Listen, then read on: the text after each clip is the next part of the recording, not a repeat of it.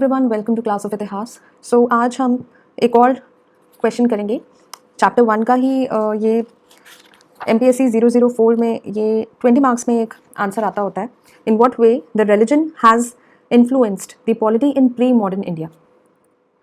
तो रिलीजन के बारे में अगर देखा जाए तो वैसे तो सेक्युलरिज्म हमारी कंट्री की पॉलिटिकल ट्रेडिशन का एक गाइडिंग प्रिंसिपल रहा है, लेकिन इंडिया का एक यूनिक सिविलाइजेशन था हमेशा से, जिसने सारे रिलीजियस ट्रेडिशंस को एकोमोडेट किया है, चाहे वो हिंदुइज्म हो, बुद्धिज्म हो, जैनिज्म, इस्लाम, सिखिज्म, क्रिश्चियनिटी या अलग अलग तरीके के सेक्ट जो निकल के आए। उन सबके अपने अपने डिफरेंसेस ज़रूर रहे हैं, लेकिन कोई भी रिलीजन ने कभी भी अपनी सुपीरियॉरिटी को अब दूसरे के ऊपर इस्टेब्लिश करने की कोशिश नहीं करी है। हर एक रिलीजन की अपनी मॉरल वैल्यूज़ हैं जो सोसाइटी के टुवर्ड्स अपनी ड्यूटी के बारे में बात करती है। ह्यूमिलिटी, ऑनेस्टी, सेल्फलेसनेस, कंपैशन, गरीबों के टुवर्ड्स, अंडर प्रिविलेज्ड के टुवर्ड्स एक एम्पैथी, ये सारे के सारे रिलीजियस ऑर्डर्स किसी ना किसी पॉइंट पे हमें सिखाते हैं। एंशिएंट और मिडिवल पॉलिटी में कभी भी सब्जेक्ट्स को उनके धर्म की लाइंस पे डिस्टिंग्विश नहीं किया गया। जिस तरीके से एक हिंदू रूलर ने रूल किया, उसी तरीके से एक मुस्लिम रूलर ने भी रूल किया, और इंडिविजुअल रूलर्स ने अपने रिलीजन को ज़रूर पॉलिटिकल गवर्नेंस के अंदर तो इम्पॉर्टेंस दी होगी, जैसा कि हमने शरीयत और हिंदू कोड ऑफ लॉ के अंदर पढ़ा है, लेकिन इंडिविजुअल मतलब कॉमन मैन के रिलीजन को अपनी गवर्नेंस का पार्ट नहीं बनने दिया। 2-4 रूलर्स आए हैं both in Hindus and Muslims, जिन्होंने रिलीजन के हिसाब से रूल करने की कोशिश करी, but they were unsuccessful and उनका टाइम जल्दी ही एंड भी हुआ। लेकिन अगर ऐसी डेविएशंस आई भी हैं तो वो किंगशिप के टुवर्ड्स एक गाइडिंग प्रिंसिपल के तौर पर काम करें। ब्राह्मणिकल डोमिनेशन के टाइम पे एक सेक्शन ऑफ सोसाइटी ने जब ऑल्टरनेटिव वेज के टुवर्ड्स देखना शुरू किया तो जैनिज्म और बुद्धिज्म निकल के आए। बहुत सारे लोग रूलर्स ने भी अलग अलग नए नए रिलीजियस ट्रेडिशंस को अडॉप्ट किया, जैसे कनिष्क ने बुद्धिज्म को अडॉप्ट किया था और उसके टाइम पे महायान बुद्धिज्म की फॉर्मेशन भी हुई। इसी तरीके से अशोका ने भी बुद्धिज्म को अडॉप्ट किया था। कई ऐसे राजे थे जैसे बिम्बिसार, उन्होंने आजीवक सेक्ट को बहुत इंपॉर्टेंस दी थी। कई राजों ने जैसे खारवेल, उन्होंने जैनिज्म को अडॉप्ट किया था। सिमिलरली जब इस्लाम इंडिया में आया तो बहुत से अटेम्प्ट्स हुए ताकि इस्लाम जो है स्टेट रिलीजन बन पाए, लेकिन एट द सेम टाइम हमने सूफिज्म की ग्रोथ भी देखी और अकबर का दीन इलाही भी देखा, जिसने यूनिवर्सलिज्म की बात करी है और एक रिलीजन की सुपीरियॉरिटी को नकारने की कोशिश करी है। सेम पीरियड में भक्ति मूवमेंट की भी ग्रोथ हुई है और भक्ति डॉक्ट्रिन ने ह्यूमन इक्वालिटी को प्रीच किया। ये इस्लामिक थॉट का डायरेक्ट इम्पैक्ट भी देखा जा सकता है। भक्ति डॉक्ट्रिन ने ये ड्रीम करने की कोशिश करी कि जो सोसाइटी है वो जस्टिस पे, इक्वालिटी पे बेस्ड है।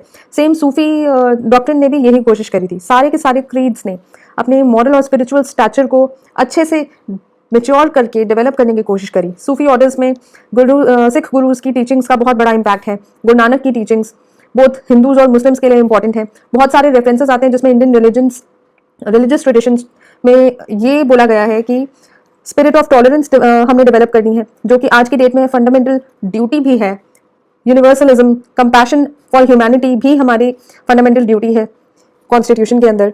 ये सारी जितनी भी टीचिंग्स हैं वो रिलीजियस ट्रेडिशंस उनकी गाइडिंग प्रिंसिपल्स बनी, और गवर्नेंस एंड इन्फ्लुएंस, जो गवर्नेंस और जो पॉलिटी का इन्फ्लुएंस था उनके ऊपर, रिलीजियस ट्रेडिशंस का जो इन्फ्लुएंस था वो हमारी कंट्री के गवर्नेंस में बहुत ही इनग्रेन रहा है और इवॉल्व होकर आता है, ये हमने देखा।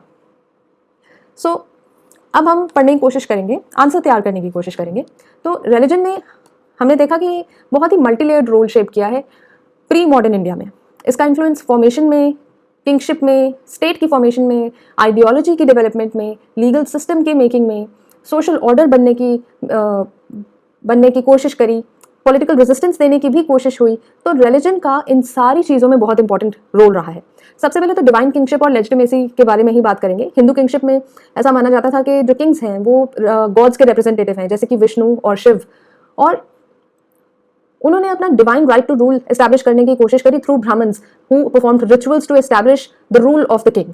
सेकेंड, हम अशोका का एग्जाम्पल देखेंगे मॉडर्न एम्पायर में।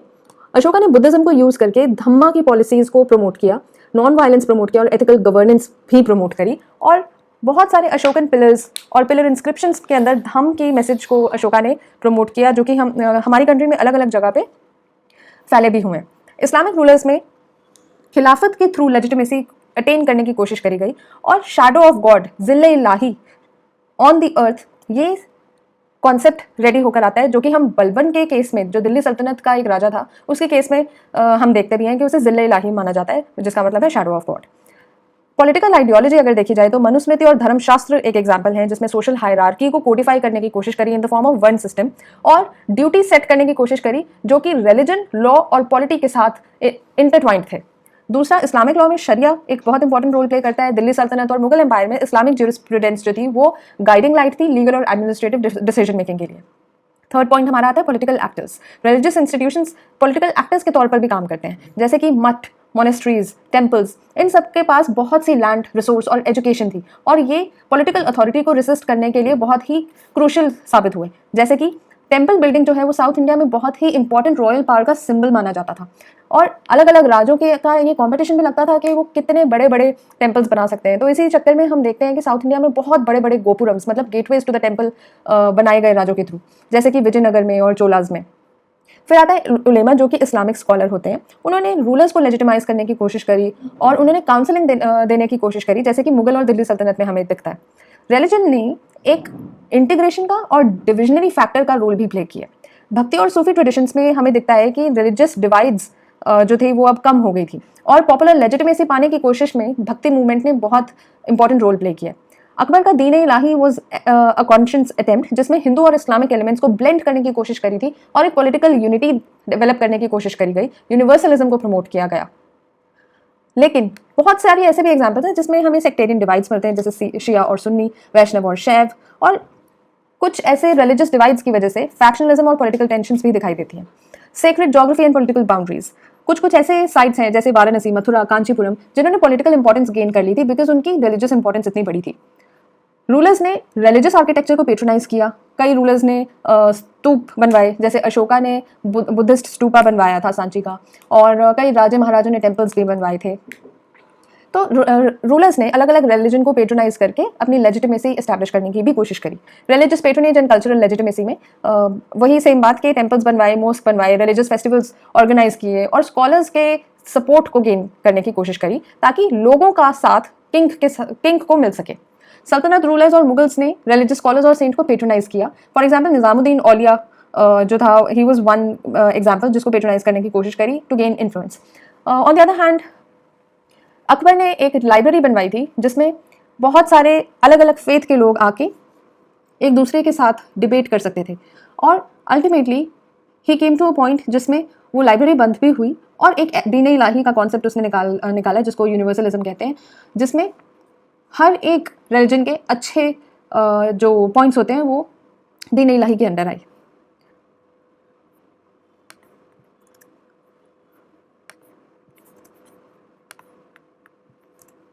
फिर आता है political resistance through religion. Saints और रिफॉर्मर्स जैसे कि Kabir, Basava, Guru Nanak criticized political power and orthodoxy. इन लोगों ने ब्राह्मणिज्म के खिलाफ आवाज़ उठाई और अपने पॉलिटिकल रिलीजन के ऑपरेशन, रिलीजन की वजह से जो एक एक्सक्लूजन और ऑपरेशन और ऑर्थोडॉक्सी था उसको एक रेजिस्टेंस देने की कोशिश करी भक्ति सूफी मूवमेंट्स में, जिसमें हम सोशो पॉलिटिकल मूवमेंट्स भी बोल सकते हैं। रिलीजियस लीडर्स ने मासेस को ऑर्गेनाइज भी किया रूलर्स के खिलाफ ताकि इंडिजिनस जो आवाज़ थी वो बुलंद हो सके, और कॉलोनियल रूलर्स के खिलाफ भी मॉडर्न टाइम्स में भी हमने देखा कि रिलीजियस लीडर्स ने मासेस को ऑर्गेनाइज किया।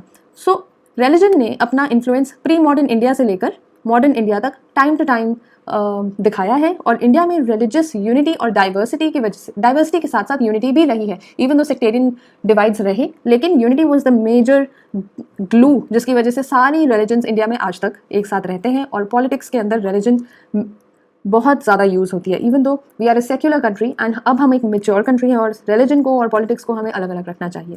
Thank you.